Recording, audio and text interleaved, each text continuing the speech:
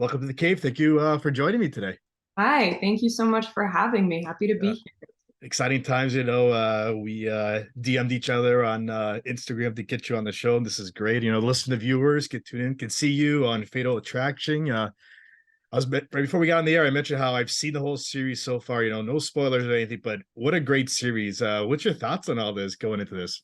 I mean, it's very exciting. I was so over the moon to be a part of this project. I think it's really, really wonderful what Alex Cunningham has done with it. Anytime I tell people about the show, I always make sure to say that it's a retelling because it isn't the same story. It's a different look into the characters and their motivations and what happened, and it gives you so many different perspectives that the movie didn't, back in the 80s. And I think that's what really makes it interesting and what's grabbing a hold of, the modern audience, which is pretty cool. So So yeah. we're gonna jump more into the series in a few minutes, but let's get to know a little bit more about you. Actor in the industry, a journey getting into this. What made you get into the acting world? I saw something online about how you used to play with the video camera, your parents when you were young. Yeah. So I decided that I wanted to be an actor when I was 3 years old. I watched Pirates of the Caribbean with my family, and I think that was around the time when I started conceptualizing that the thing that I was already doing, which was just like performance for Yeah. my friends, for my family, was something that I could actually pursue in life. And I was just looking up at the screen and seeing how much fun they were having. And it was like a instant gut, like soul reaction that I had to do it. And so I begged and begged and begged my parents for years to put me into an acting class. And I'm originally from LA, born and raised. So I was in a very opportune place to Mm. pursue that career. And so when I was 6 years old, they sat me down and they said, okay, if you're very serious about this, we will put you into an acting class. You have to stick with it for a year. And if you stick with it for a year and you still want to do it, and your acting teacher says that you can do it, then we'll help you start working professionally. So I did that, and I started professionally working when I was 7. Wow, amazing. Yeah, You ever yeah. had any thoughts like how long did you, because you said you started at 6 years old, obviously you went through school and college and everything, were there ever thoughts about, okay, if you don't make it or anything, any backup plans to still work in the industry somehow?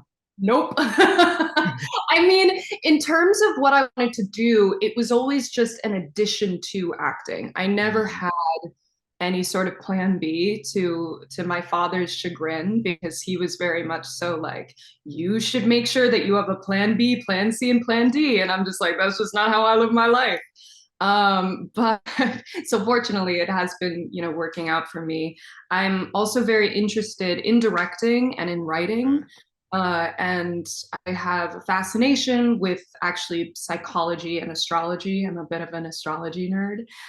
So I would love to do something with that later on in my life. But I always knew that acting was going to be the backbone of my career and was going to be a long pursuit in my life. Mm. Yeah. What do you feel like so far in your young career is like your biggest accomplishment?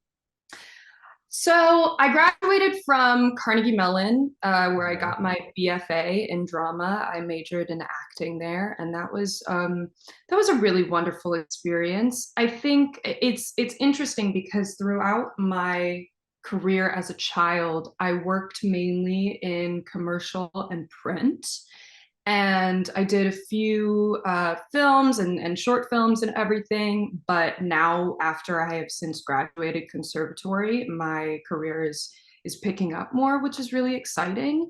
I think in in an interesting way, it doesn't even necessarily have to do specifically with my career, but just making the decision to go to college and go to conservatory and get training also fundamentally changed me as a person.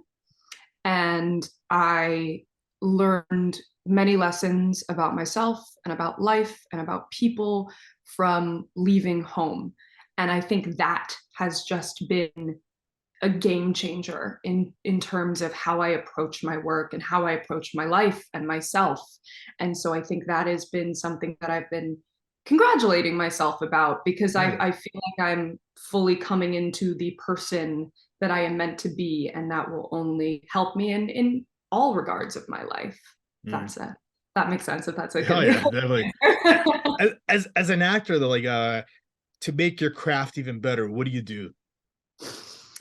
I'm a huge TV and film watcher. I Okay. watch so much TV, specifically TV. I'm just always studying. I have like the most fun homework, you Mm. know? I just Yeah. get to watch people work. And so I love watching TV. I love picking up on certain acting techniques that I can tell actors are doing. I love watching interviews of some of my favorite actors or some of my favorite just artists and creators, and going to a conservatory style training introduced me to a lot of technique based work, and so now I have incorporated that into how I approach characters and how I view people, and so, and also just observing myself and other people in day-to-day life. Yeah. At the end of the day, I'm portraying human beings, Mm. unless I'm gonna play like an alien or something, at one point. But like for Yeah. most of it, I am portraying human beings.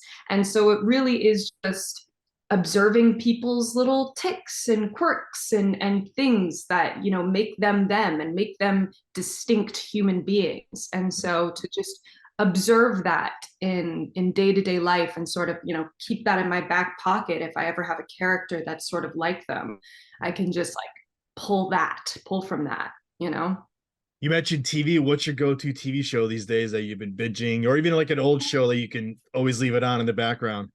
So so I mean, I have a bunch of those. New Girl is something that I can rewatch over and Okay. over and Yeah. over again. I love New Girl. In terms of my favorite TV shows that I recommend to everybody, one of them is called Kidding. It was on Showtime Okay. The with Jim Jim Carrey. Carrey. Yeah. Yeah, fabulous show. Broke my heart into a million pieces, but one of the most original pieces of work that I had seen in such a long time. And I was so Mm. upset that it only had 2 seasons. And now I think Showtime has removed it from their app, which is deeply unfortunate. But I just thought that that show, it's so underrated. It needs so much love and deserves so much love, and it has such a stellar cast. And then one of my favorite comedies that I discovered with my boyfriend when we were stuck inside during the pandemic was Toast of London, created Okay. and starring Matt Berry, who is just a comedic genius, and we laughed. There were parts of the TV series where we had to literally pause because we were dying, rolling on the floor of laughter. So in terms of recommendations, that's what I always give to people. Obviously, Succession. Mm. I'm there. It's like my Sunday lineup is Fatal Attraction, Succession, and Barry. And Okay. so that it's a nice little Sunday fun day to That's for TV. So amazing. Would you ever want yeah. to do a sitcom if you get your hands on one of those? I would. I love comedy. I really, Yeah. truly, I respect comedians so much. I think it is so hard to pull off comedy. You have to have such a wonderful inner clock to figure out the timing, the beats, to Yeah. be able to do improv and make it smooth and clean. And so I always love seeing when comedians go from lighthearted comedies to dramas, Yeah. because yeah, this does make sense. They're already doing something that is incredibly tough to pull Mm. off, because if you're not getting the laughs, then it's just not working. Right. So I would love to dip my toe into comedy. I would love to dip my toe into anything and everything. That's why Mm. I appreciate and love acting so much, because Mm. I feel like the choices and the possibilities are endless, which is very exciting. Any dream roles that you kind of hope you get your hands on? Yeah, so I mean, I would love to be in White Lotus. I feel like every actor in the world would love to be in White Lotus.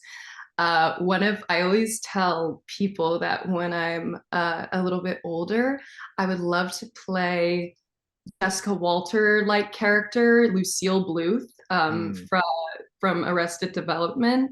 That is just a character that lives deep within inside of my soul. And so something like that would be really fun.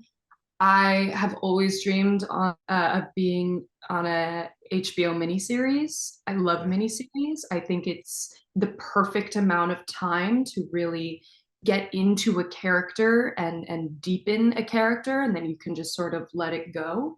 So any dramatic HBO miniseries, Sharp Objects was Yeah. incredible. Something along the lines of that, I would say. Yeah. So that's great. Let's jump into Fatal Attraction then. Yeah, We let's do it. mentioned earlier, was reimaging of a 80s movie. Any pressure joining a movie to series type of show? Like, I mean, yeah, definitely. It definitely just especially because of how iconic it is, yeah. And I didn't, yeah, I'm born in 2000, so obviously not around for when the film came out, but it still rang through the decades. I obviously heard of it and seen clips from it and the bunny and Glenn Close's hair and the white outfit and all of that. It was just so iconic. But one thing that I was able to use to ground me was that Stella, the character that I play on Fatal, she's new. Right. You're just being introduced to her. She is a part of a timeline that is new to the world of Fatal Attraction. And so, in terms of playing her, I wasn't playing any sort of iconic character. I got to make her mine. I got to, yeah, just discover her. And so that was really nice in terms of the freedom that I had there. But yeah, but all in all, I think uh, Alex Cunningham really, really did a wonderful job with the show Mm. and made it our own. Yeah.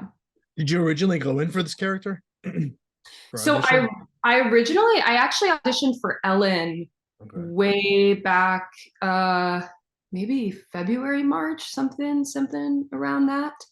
And then Alyssa Durrells, who I'm so lucky and thankful to call one of my closest friends now, like it kills the role of Ellen. And I am always astounded to see how similar she looks to both Amanda Peet and Joshua Jackson. Like it's uncanny, truly. And so the second time I was brought in at around June, I think, to audition for Stella, and since then, yeah, then the rest is history. What kind of like a description were you given for Stella after you like booked the role? Stella is, I think she's spunky, she's outgoing, she's bright, she's very warm and welcoming. When I was reading the character, I saw her as the color orange. Um, Sometimes I like to attribute different colors to the different characters that I read for or play. And she felt like a very orange person to me, as I said, just very warm and inviting but bright and sort of loud. And she can have a little bit of like a bite to her because of the red that's mixed in with the yellow.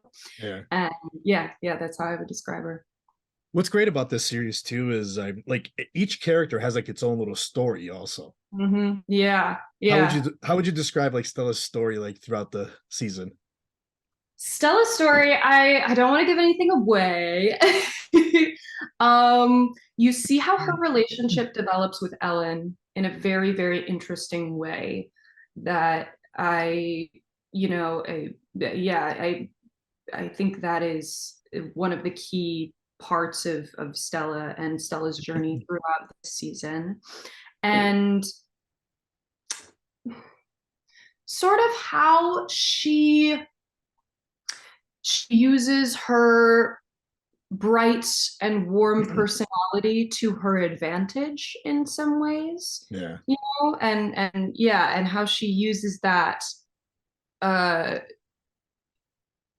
over certain characters and certain situations. I do think even if she may come off as a little trusting or naive or Okay. anything. She's a very smart girl. I think at the Mm. end of the day, she is smart. Yeah, yeah, yeah. And you can tell she wants to be friends with Ellen. Oh yeah, I is really, interested and becomes attached to Ellen, and I think honestly the relationship that they have is very beautiful in some ways. Uh, it was just great throughout the filming of the season to talk with Alyssa Jarrells about our characters and our Yeah. relationship, how it develops, and we would get together outside of filming to rehearse or to sit down and break down the scenes, to do some like Meisner exercises. Yeah. We really got to get underneath the relationship, Mm. that I think is, yeah, it's very interesting once it sort of flowers, blooms. Yeah. I know we don't want to talk spoilers and everything, but when you were reading the scripts throughout the season, especially with your character, what was going through your mind? I was definitely trying to figure, I was like, where is this going? What is happening? Because there were like a few different avenues where I was like, this could go down, Yeah. especially when I read episode 5, which is coming out this upcoming Sunday, that I was like, this is interesting information. Like what could potentially happen here? What does this mean for my character?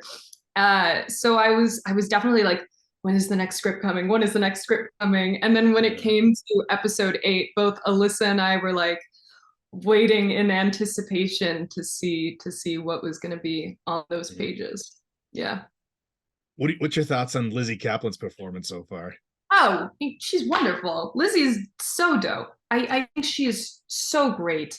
And I love that we get to see more and more of her perspective, Mm. because I heard her speak in one of her interviews, like at the end of the day, she is still, Alex Forrest is still a villain, Yeah. but she's a human being. Yeah. And so I really see the humanity of Alex Forrest through the writing, through Caplan's performance. I think it's really wonderful what she's doing, and she's making it completely her own. Oh yeah. Kudos to her, because obviously, as I've been saying, as we've all been saying, it's an iconic role. But this is her, Alex Forrest, and it is sitting so beautifully in her. Mm. You know? What's been like your friends or family's reaction so far watching the series or watching you? They have really enjoyed it. They're texting me being like, I want to see more. What's happening? I want to know Yeah. what's going on.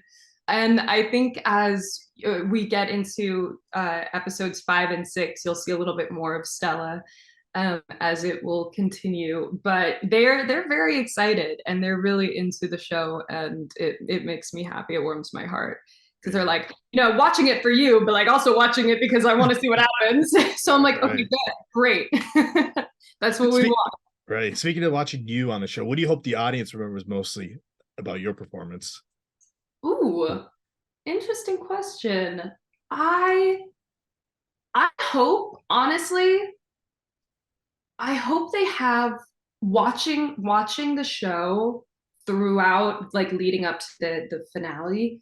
I hope they have sort of almost mixed feelings Mm. in an interesting way, trying to sort of figure out who I am and what my motivation is behind, some of the things that I do and that I say. Because that's sort of how I felt when I was reading it. Yeah. And as we got to the finale, everything sort of came together and made more sense. And as we got to episode 6 and 7 and 8, things sort of started to add up. But yeah, yeah, I hope they have mixed feelings, and then I hope it makes sense at the end. Yeah, Amazing. yeah. And who knows if we see a season 2, maybe we'll see you back on for I season 2. know, I know. That will be very interesting. I think it's a storyline worth continuing. So Definitely, definitely.